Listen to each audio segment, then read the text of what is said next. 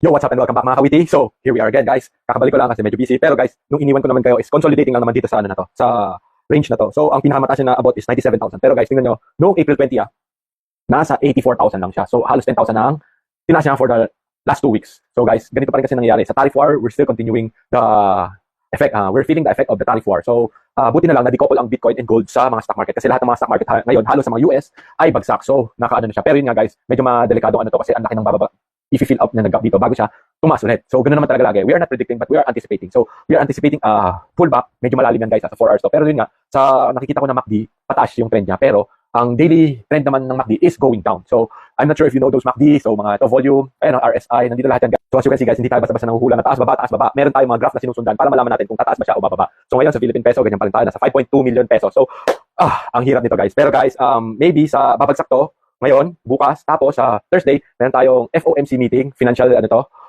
this will dictate if the price will go further up or go down. Interest rate to ng US guys. So abangan natin ng Thursday guys. So bukas gagawa pa rin tayo mga Bitcoin daily price analysis. So another quick reminder from the Witstar channel by Bertolt Brecht. The law was made for one thing alone, for the exploitation of those who don't understand it or are prevented by naked misery from obeying it. So guys, law, alam niyo naman guys, ang lawmaker are the lawbreaker also. So yung mga taong nag-break ng law or they bend the law, yun ang nakikinabang kasi mas matalino at mautak sila. Kaya guys, ang ano